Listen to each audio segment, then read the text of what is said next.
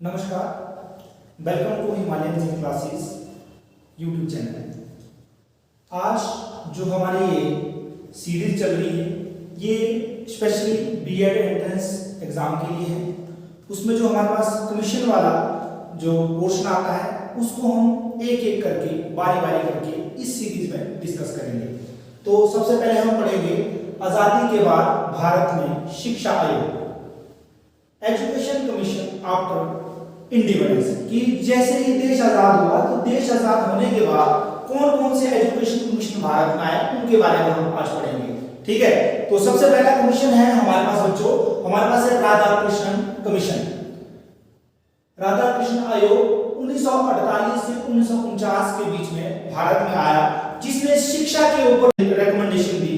और तो उनमें से कुछ ये है, देखो क्या है कि जो ये आपके पास शिक्षा आयोग था इसको it is also known as university commission, इसको विश्वविद्यालय आयोग के नाम से भी जाना जाता था। ठीक है, तो दूसरा इसने कुछ रिकमेंडेशन दिए, उन रिकमेंडेशन में से हमने कुछ एक पॉइंट यहाँ पर लिखे हुए हैं जो आपके लिए बड़े जरूरी है। तो पहला पॉइंट आपके पास है integration of secondary education and higher education by setting up of UGC.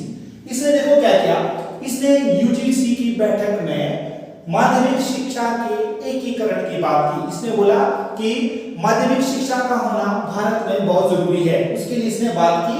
और यहाँ पर साइड में मैंने आपको बताया, यहाँ देखो ड्रॉ किया है यूजीसी क्या है। यूजीसी का मतलब है बच्चों यूनिवर्सिटी ग्रांट कमीशन, और इसकी स्थापना आपके पास नवंबर 1956 में हुई थी, यह आप लोगों ने याद रखना है।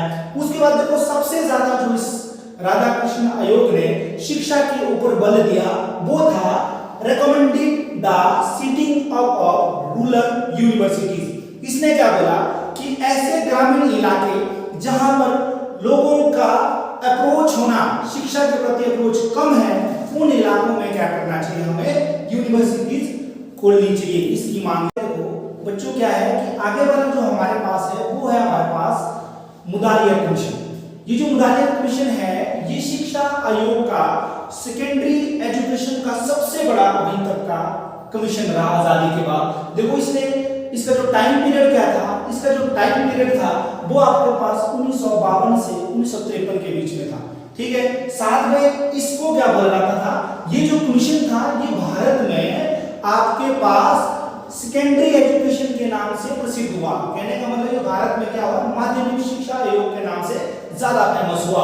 और इसने कुछ रिकमेंडेशन रखी, वो रिकमेंडेशन क्या थी आपके पास, वो रिकमेंडेशन थी, पहली रिकमेंडेशन क्या थी, इसने क्या किया, introducing 3 year secondary education and 4 year higher education system. इसने क्या बोला कि शिक्षा में क्या होना चाहिए, जो हमारे पास माध्यमिक विद्यालय है उसके अंदर 3 साल, और जो हमारे पास उच्च स्तरीय विद्यालय जिसको हम क्या बोलते हैं आपके पास महाविद्यालय, उसमें 4 साल की शिक्षा प्रणाली की सिफारिश की मांग की। ठीक है, ये इसकी रिकमेंडेशन है। साथ में इसने और भी बोला, देखो उसके बाद क्या बोला, it also advocating setting of multipurpose schools and vocational training institutions.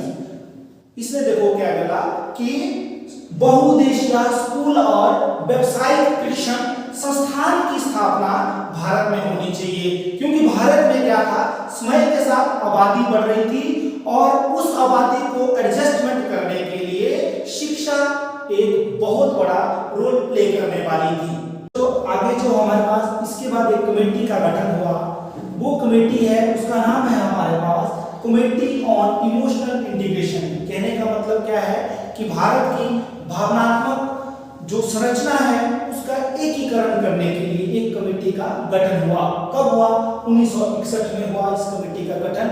और इसका जो मेन पर्पस था वो था आपका पास promote and strengthen national integration, भारतीय राष्ट्रीय एकता को और मजबूत करने का बीड़ा इस कमेटी ने उठाया। वो सारा का सारा काम किसके थ्रू हो सकता था, वो होगा आपके पास एजुकेशन के थ्रू। अगर हम पढ़ेंगे तभी तो देश आगे बढ़ेगा, तो वो वाली बात इसने कही।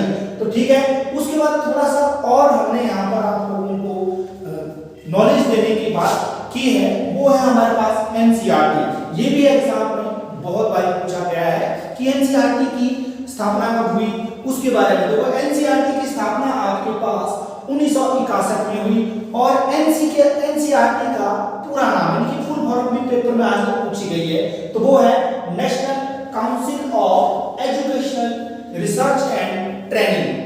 ठीक है, तो इसके बारे में पेपर में पूछा जाएगा आपसे। और साथ में हो सकता है कि आपसे एनसीईआरटी का जो प्रेजेंट टाइम का चेयरमैन है उसके बारे में पूछा जाए। एट प्रेजेंट जो भारत की एनसीईआरटी कमेटी है उसका चेयरमैन है डॉक्टर दिनेश प्रसाद सकलानी। हमारा आज का जो लेक्चर था वो किसके ऊपर था हमारे पास, जो जब भारत आजाद हुआ उसके बाद शिक्षा के ऊपर कौन कौन से आयोग मिले। ये जो सीरीज है ये कंटिन्यू आगे बढ़ती रहेगी और अपकमिंग वीडियो है उसमें हम यहाँ से आगे पढ़ेंगे जो आजादी के बाद कमीशन बने।